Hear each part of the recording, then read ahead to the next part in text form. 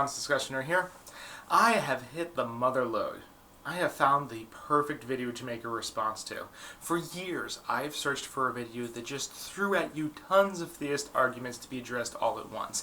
A video that goes sort of like William Lane Craig's opening thing in a debate, only can't really use those because it's a debate and he's already got a formal opponent. It just doesn't feel the same. But this video is perfect. It goes over mostly everything from Craig to Strobel. Meet Kyle, or Kai, or at least that's what I think he calls himself. His channel is The Real Darth Kai, and I have to say it's a far better channel than The Fake Darth Kai. And yes, I never pass up an opportunity to make that admittedly bad joke. Now, I promise you, I swear on my channel name of Honest Discussioner that I didn't know this until after I had decided to do a response, but Kyle bears a striking resemblance to Venom Fang X's shades-wearing friend. That made this even more irresistible to respond to. But I've wasted enough time, it's a long video, so let's get started. Oh my god, it's a ghost! Oh my god, it's happening to me too! Okay, it's just a green shirt. I'll go change now. Today, I would like to discuss with you the existence of the universe. What caused it? What brought it about? Spoiler alert, his answer is God. To find this out, I'm going to break down to you what is known as the Kalam cosmological argument, which is widely accepted by both scientists and theists alike. I don't know about that. Which scientists now? I don't even think the majority of scientists believe in God.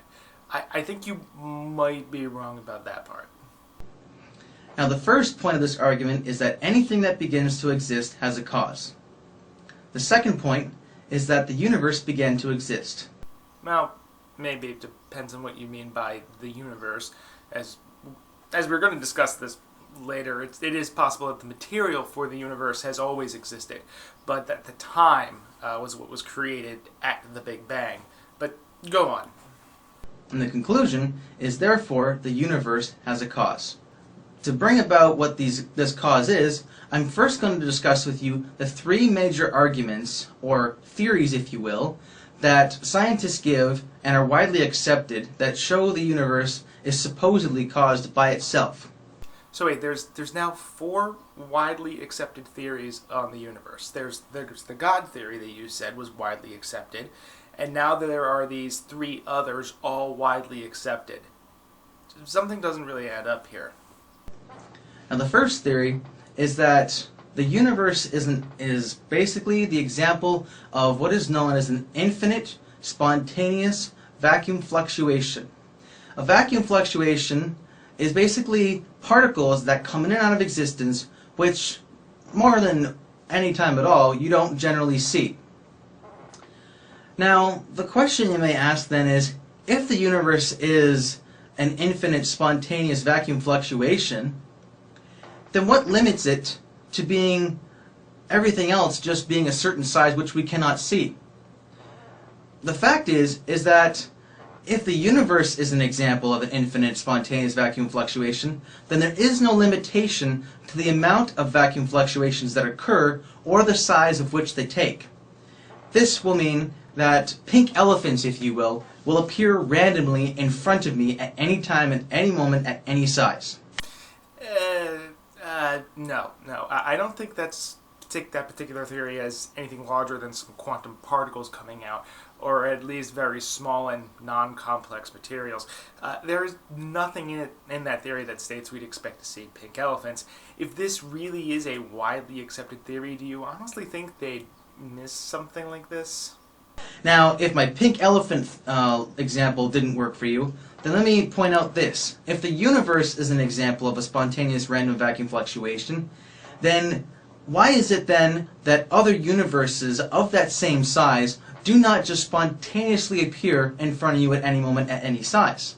We're getting into some really complex science that I really doubt either of us are qualified to speak on. But suffice to say, what would a mini-universe be made of exactly? I don't think your issues with this theory are actually based on a sincere understanding of the math involved here. Because the reason for this is that there is no spontaneous vacuum fluctuation. No. You see, we know there is. That isn't in question. We see it happening. We have the evidence. Whether or not the universe was actually caused by this is still in question. But these things do happen. We've observed them. That's why your whole pink elephant and mini-universe problem isn't a problem.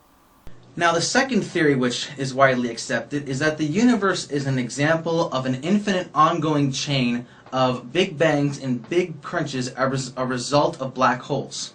But then, we also have to ask ourselves, well, what does this explain? Does this explain how the universe came into existence? Or does this explain how the universe is going on an ongoing existence? You see, for a vacuum to work, it has to be able to suck in already existing matter. Otherwise, it's not a vacuum. It just doesn't work.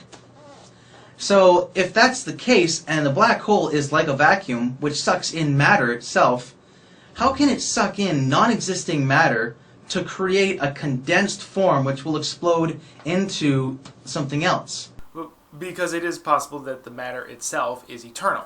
And when the big black hole expands, or as we know it, the Big Bang, that created space-time. This removes the problem of infinite regression because time still had a beginning. But you don't need matter and energy to have a beginning. Now, the third and final theory which scientists have is that the universe gave birth to itself. For an example's term, we'll use the Big Bang theory. So the universe just simply gave birth to itself. Now, why is this a problem? The reason this is a problem is because if you're saying something gives birth to itself, that doesn't make sense. I cannot give birth to myself.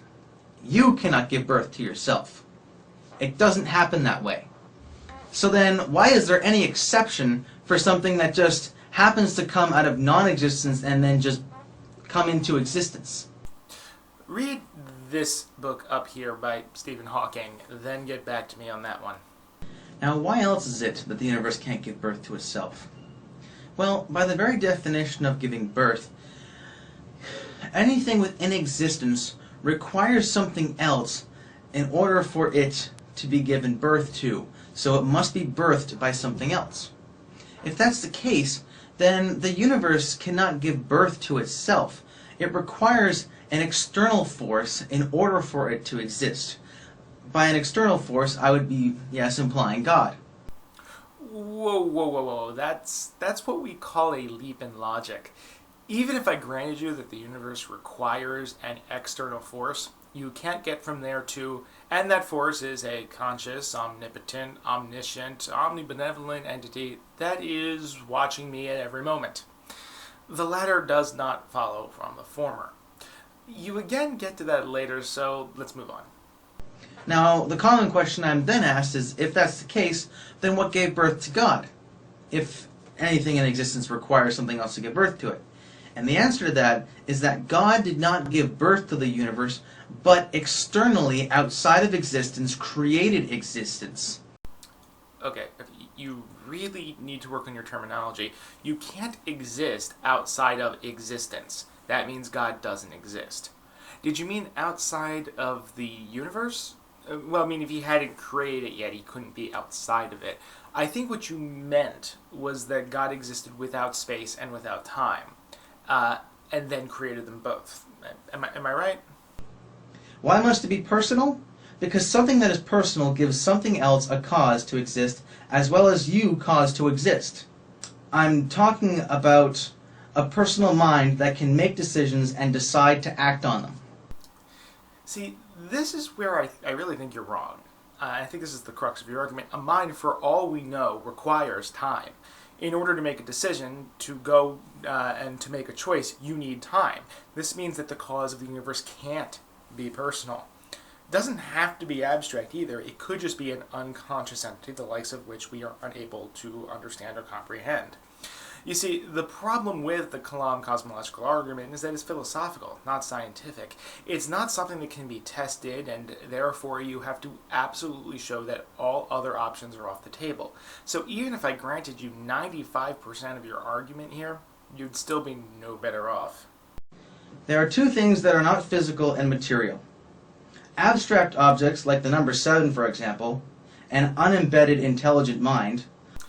Okay, since you're trying to prove God here, you need an example of a mind that is non-physical. All the minds I know of are at the very least directly tied to physical brains. So what makes you think that an unembodied, non-physical mind can actually exist? We know of no actual examples except for God, and that's what you're trying to prove, so you can't use it. The universe must be the result of an external, transcendent, intelligent mind.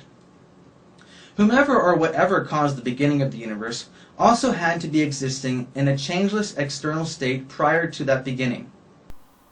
You see, if he changes, he never was changeless and eternal. That is all of the general God stuff that Kyle has for us. The rest of his video moves on to the Jesus stuff, and it's even more fun. Have a nice day. Honest Discussioner, out.